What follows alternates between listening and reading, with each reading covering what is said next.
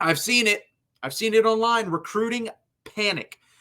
Sonny dropped a video. Go check that out. It really helps. Again, you're on the Texas channel. It's the video that was posted a couple hours ago. Check that out. I also dropped the Decorian Moore kind of like post-mortem video there.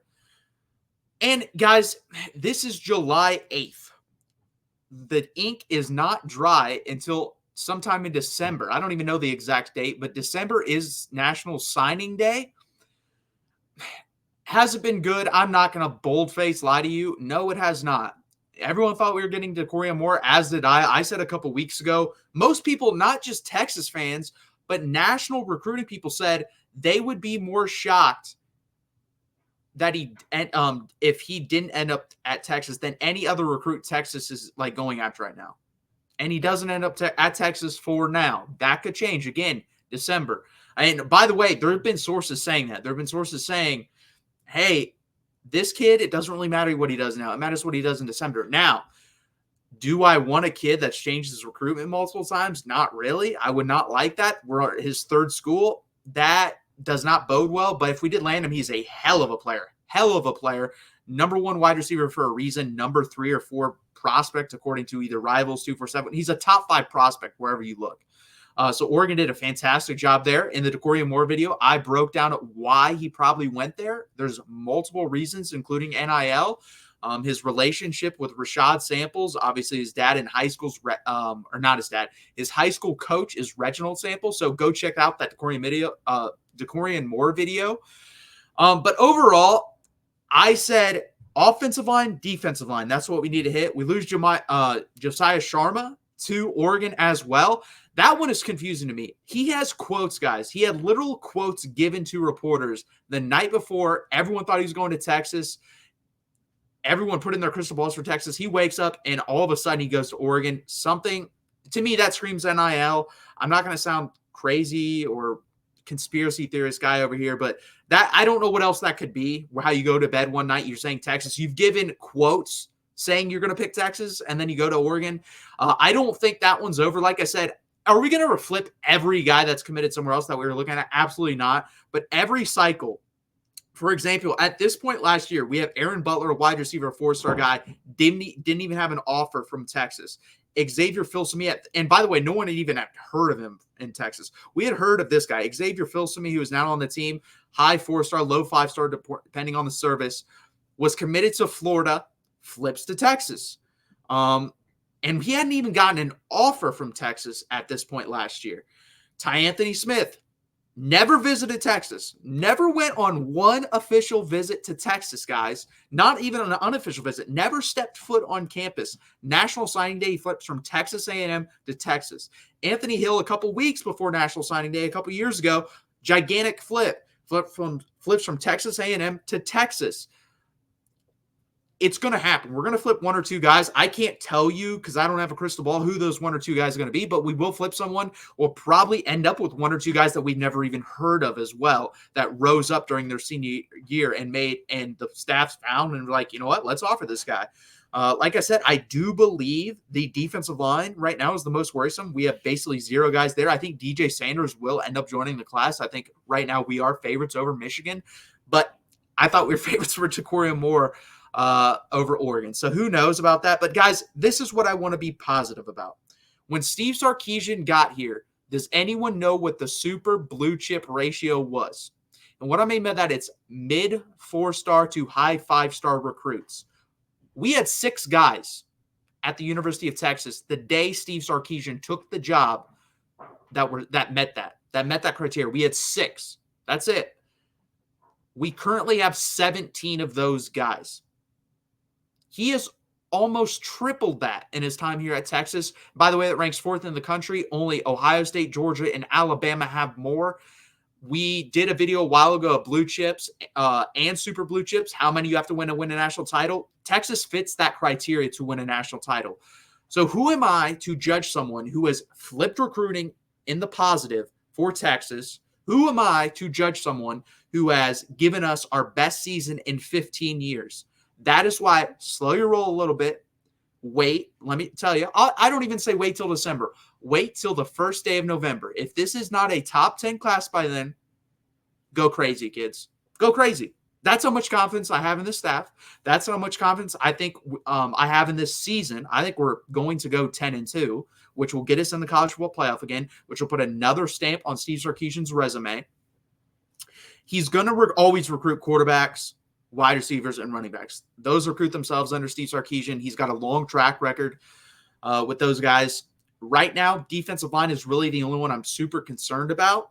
If we don't land Michael Fasusi, I will be concerned about the offensive line going forward because that really good class is getting ready to graduate or leave early with DJ Campbell, Cam Williams at right tackle if he has a good year could leave, and then Kelvin Banks is gone after this year. So you could possibly lose 3 out of those 3 guys from that 2022 class that was the best, in my opinion, high school offensive class in history, offensive line class in history.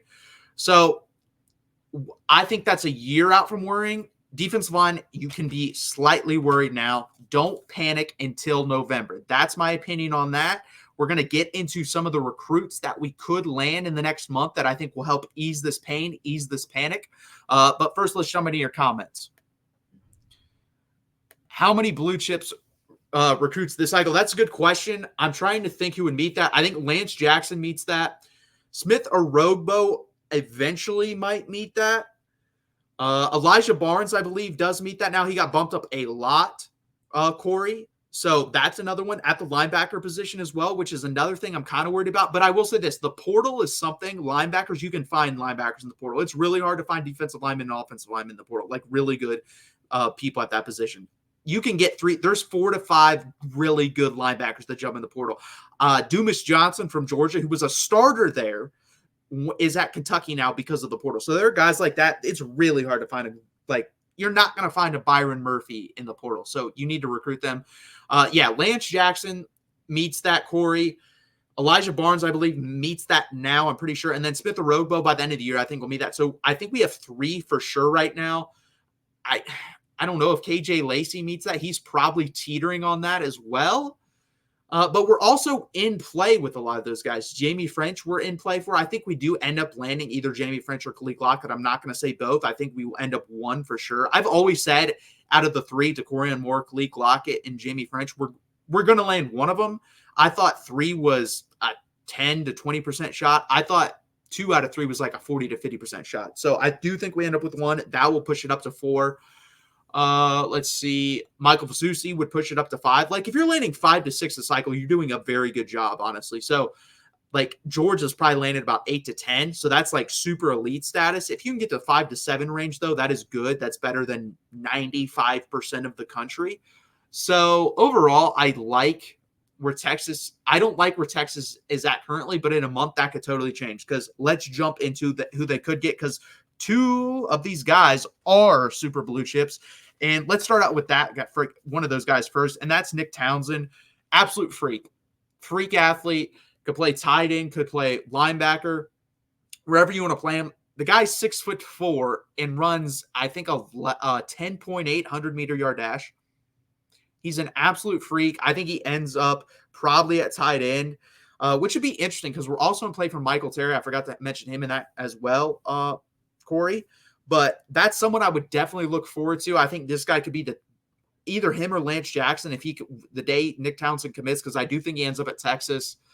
By the way, he's already told the staff of wherever he is going that he's going there. Like they know. He just hasn't announced it, and he would have announced it today, but unfortunately there was a hurricane in Texas, so he couldn't do that. But this guy's a freak. I think he ends up at Texas. I think it's down to Texas, probably A&M, USC. I don't think Bama's in it anymore since Caleb Edwards went there, and I do think he ends up playing tight end, so I don't think they're in it, and there's a super blue chip for you.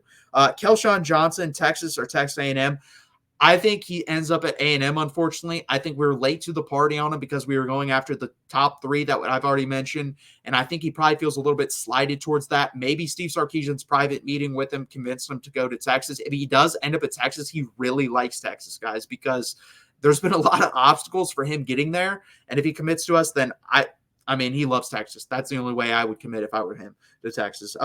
Jonathan Cunningham does not meet that, but he did announce today, I believe, in 4 or 5 days, he does commit, and it's either going to be Utah, TCU, or Kansas. I think playing time is a big thing. Guys, if he goes to Utah, TCU, or Kansas, And actually, it was the 3. I forget. I think it's Utah or TCU now. I think he got rid of Kansas. So Utah and TCU, he's going to play there right away. Whereas Texas, he's going to have to sit a year. In my opinion, he'll be a special teams player, but he'll get defensive snaps immediately at those 2 other schools. So I think it's iffy there. I will say, if you read into graphics, we take up the biggest portion of the graphic. I don't know if that means anything. I don't know if there's any studies or data on that, but we take up the biggest portion of the graphic. So maybe that means something. I don't know. This is a guy I'm super high on. You always get 1 to 2 3-stars in every class that a team gets that I think should be higher than they are. And usually if you have a good staff, can develop them. And this guy for me, and this is the guy for me, Nathan Tillman, safety. Texas versus Utah seems to be the theme here. He's a 3-star safety, 6'1", long, athletic, can play the ball. I love this guy. I think he could be a NFL player. That's the type of body he has. He just needs to put weight on. And if our cornerback safety coaches work with him, I think he'd be a really good player. He's going to commit sometime in July as well, I believe. So that's 4 guys right there that we're in play for. DJ Sanders we're in play for as well, and I think we do end up getting him as well. Those are really the only 2 I feel super confident on at this point is DJ Sanders and Nick Townsend. The high 3-star, low 4-star defensive lineman. It's between Texas and Michigan. I don't know when his commitment date is yet, so I think it's sometime in July, so we'll see. So we could end up with 4 to 5 guys this month, guys.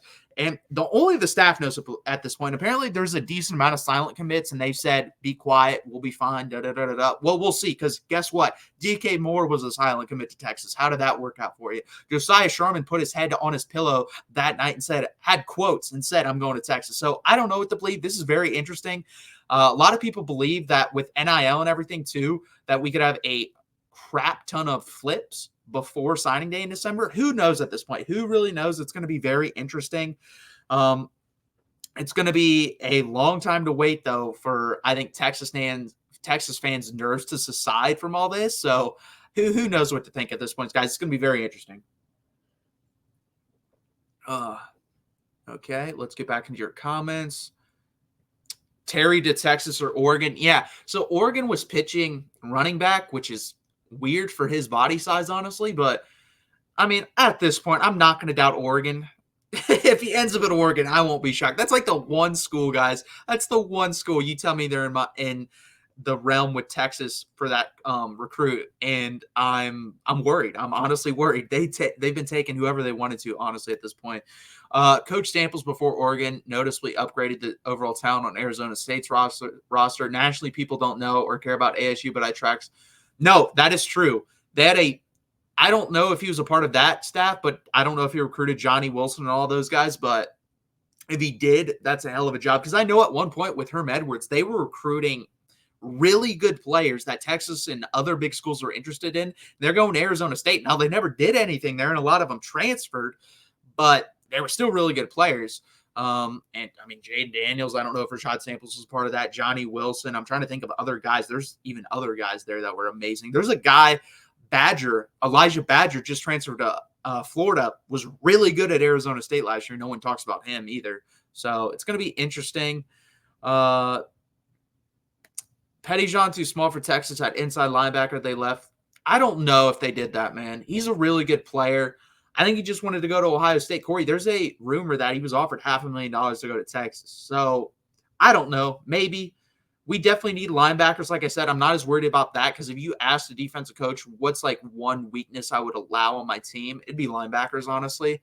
Like, you want speed there mostly and guys that can provide a little bit of thump, but you want defensive line and cornerback and safeties more than linebackers. So I'm not super worried about that. Like I said, I'm more worried about defensive line and offensive line are the two position groups I'm worried about most. Samples, transcendent recruiter, may have been one or two major factors in the Moore story. Absolutely. I think he's a factor. I think NIL's a factor. I think Oregon pitching a legacy. Because no offense, like, he can be a great receiver at Texas, but he's never going to be the receiver at Texas. If he goes to Oregon, he's the receiver. The last guy they had drafted was Ahmad Rashad. The last guy they had drafted in the first round was Ahmad Rashad in 1972. So what is that? 28 plus 24, 52 years ago. So, yes, he can be the main guy at Oregon. I think that's a big thing. The kid that just committed to Mizzou, they keep talking, is flippable. Lamont Rogers. Yeah, Texas doesn't seem to be – everything I've read seems like nobody knows about that kid. That kid's just kind of like floating around. No one knows where he's going to end up. Texas honestly doesn't seem too plugged into that recruitment. I could be completely wrong here. Michael Fasusi is definitely number one on the board offensive line-wise, though. So it'll be interesting.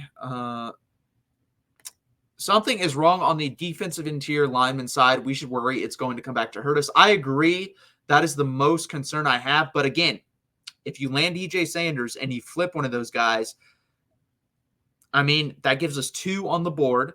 And then if you were able to get one in the portal and the other guys that we have on the roster, because we still have good players on the roster, pan out, then I'm not as worried. As of this moment, if signing day was today, I would absolutely be worried. Again, Corey, just calm down. We still have time.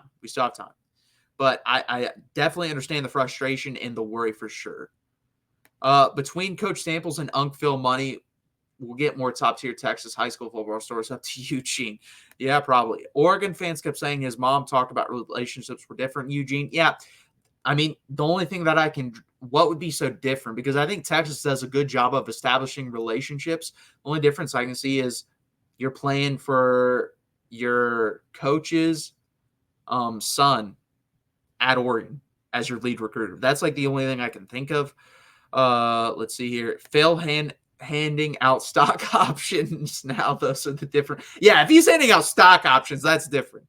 If that's true, Connor, that is insane. He can afford it, though. He's worth $80 billion. So, yeah, that would be insane if he's actually doing that. 5 Adam, yes, I agree. Like I said, guys, I think NIL is definitely a part of this. Do I think it's the key part to this? No, I don't. Because Texas offered DeCorian more than anyone they ever had. They offered him $1.3 million. That's been confirmed by multiple sources. So they came up to play with DeCorian Moore. They gave him the option for a lot of money. But I think Oregon probably came with slightly more, and then he liked it up there, so why not? Are you surprised that Texas recruiting is kind of down right now after college football experience last season and moving to the SEC? Yes. So that is the confusing part to all this, guys, because Steve Sarkisian's worst recruiting class is number 6, and that was last year. You're telling me after getting 11 guys to the NFL, the NIL still being really good, and you're probably going to end up at worst a 9-3 team this year in the SEC with the chance to play with Arch Manning if you're on the offensive side of the ball, protect Arch Manning if you're on the offensive side of the ball. Even the clout of Arch Manning will allow you to make more money off the field if you're just on the same team as him. And our recruiting class is ranked 21 right now. Now, the average commit is still 10th in the country, which is still really good. Yeah, I am surprised. I really am. But it is what it is. Like I said, signing day's far away. And it's going to be interesting going in, but it sucks that we keep losing it to Oregon. Texas can match money. They can't match ownership in Nike. That is 100% true. Again, if that is the case, yes, that's something we cannot offer, and that would be game-changing, honestly. Like, no offense, if you didn't take that opportunity, you'd be stupid because Nike's going to grow. Nike's one of those stocks. It's Amazon. It's Nike. It's I'm trying to think of other blue chip stocks that are just Walmart. Walmart's never going to go out of business. You could invest in Walmart now, put $1,000 in 50 years, they'll be worth 3 to 4 times that because it's Walmart. It's not going to go out of business. Nike's not going to go out of business. Adidas probably isn't going to go out of business. So yeah, you would be dumb not to take that, honestly. Interested in how you're using Silas Bolden, kicker returning only, punt and kick, slot receiver. Slot, 100% Connor. Kick returning, I think that's going to be a no. Punt return, absolutely. I think kick return, you're going to see either you're going to see 2. So it's going to be Matthew Golden and Jaden Blue. Matthew Golden from Houston. Matthew Golden returned 2 kicks and 20-something attempts last year when they gave him the chance for kickoffs. So, yes, he's really good. And Silas Bolden, obviously, fantastic punt returner. So he'll be the punt returner. I think we'll get he'll definitely get reps at the slot receiver. He's going to be a really good player for us. I'm really excited. He is apparently him and Wingo have just been great. So is Matthew Golden the past month. So I'm really excited to see them play this year. I've been following SEC recruiting, and there are a lot of flips on early signing day, depending on season. 100%. I expect Texas to flip minimum 2 guys this year. I also expect us to offer 2 to 3 guys that we haven't heard of, just like an Aaron Butler we offered at the end of last season. So I'm not that concerned, guys. I'm really not. Has it been hard through this period? Absolutely hasn't. It kind of sucks because it's a ton of guys in a row, and I guarantee you, like I said, there's a couple guys in here that we're going to get commitments in a row too. We'll probably get 2 to 3 good commitments in a row to turn the tide. But right now, that's not happening. Right now, we're getting beat out, and we're finishing second. We're the bridesmaid right now, and it sucks. Hail Blue, Les Austin. Hey, buddy. Wednesday, I'm debating with TJ. Preseason preview, fall preseason preview. Then we're going to do a post-fall preseason preview. And then game day, we're going to break it down even further. So this is this is like the appetizer for you on Wednesday at 7 p.m. Eastern time. We're going to be here on the Texas channel and on the Michigan channel. It's going to be a lot of fun. No, we cannot do that. First off, it's the biggest brand in college football for a reason. There are literal kids who go to certain schools because they are Nike. You can't do that. So it sucks, but you can't do that. Yeah, I'll be watching Cybo. His brother was in the league for a minute. Victor Bolden, also a beef. Yeah, it's funny, Connor. I watched Cal versus Oregon State, and there was another game too, and I'm like, who the hell is this guy? And then I watched him even more. I was super impressed by him. And then he jumped in the portal. I was like, yeah, Texas needs to be all over it. And they ended up with him, which was I was surprised because we already got Bond and Golden. I was like, man, is he really going to want to come here? And he came here, and I think he's going to be fantastic. He fits Steve Sarkisian's scheme perfectly. It's going to be a really fun year with those three guys. And then Ryan Wingo, Jonte Cook, DeAndre Moore as well. Amari Nyblack, who I think is going to have a really good year. I think Gunnar Helm is also going to have a good year at the tight end position. It's going to be a really fun year.